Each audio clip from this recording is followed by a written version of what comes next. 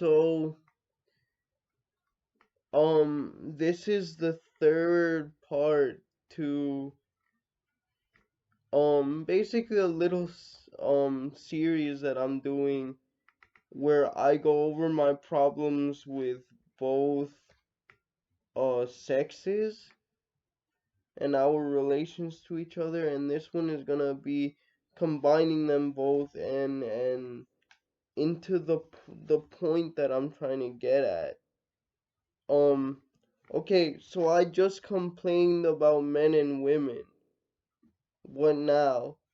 Well, my point is in doing all of that, and people are gonna call me cringe, cliche, whatever. I already know. But my point in doing all that is to say that I've given up on the whole gender game, on the whole gender thing, and I think you should too.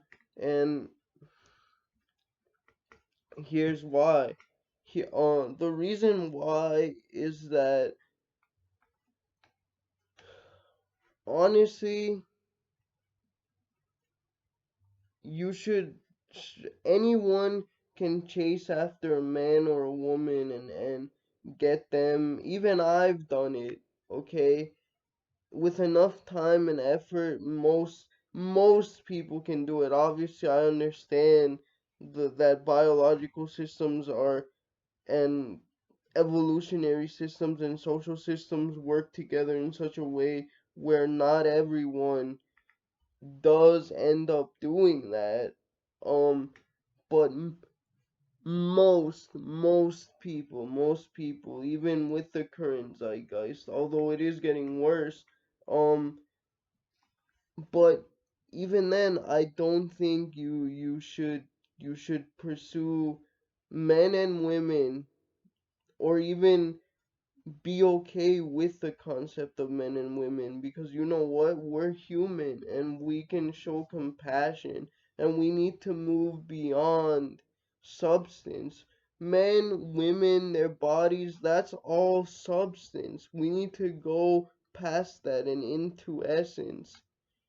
And we need to recognize the essentially human in others. And what that means, again, that's consistent with my definition, or and the Christian definition of godly love, which is to be selfless and be self-sacrificing regardless of gender towards people. Because honestly, for someone like me for whom it's with either gender, it's never gonna happen.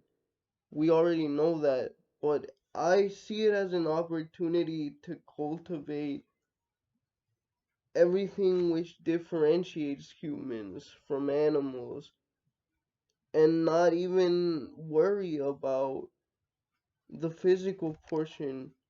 We're special because we can choose to not engage in that and not see that.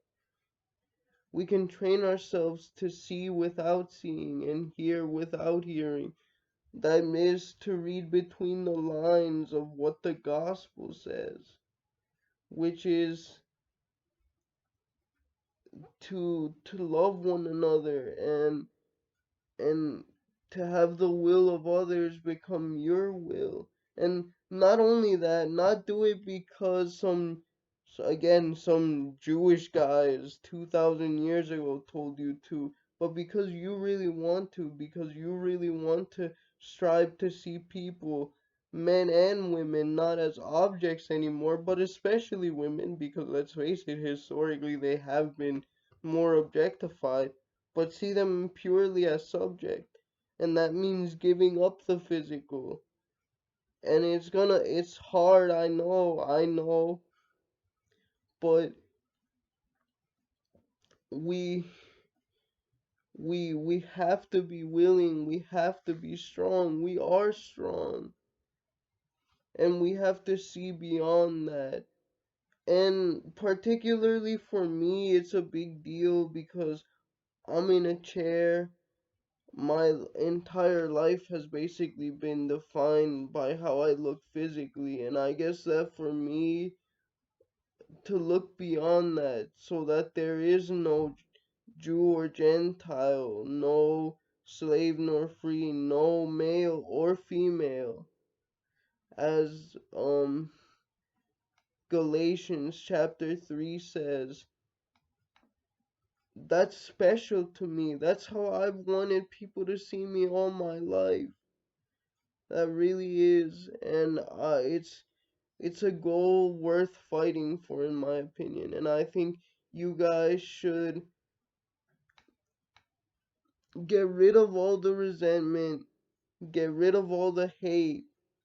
Don't be blind to the problems. Of course, we still have to call them out, but just see people as subjects and not as objects, and see people for what they are in here and not out here, but in their hearts.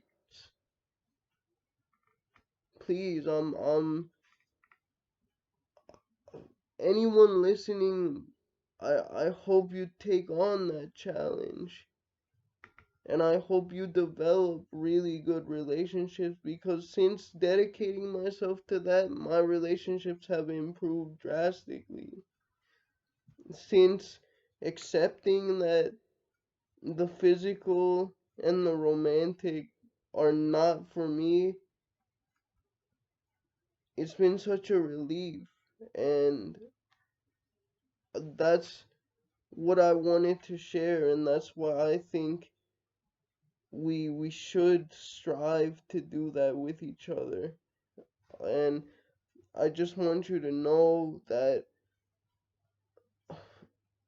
I appreciate and I love all you guys.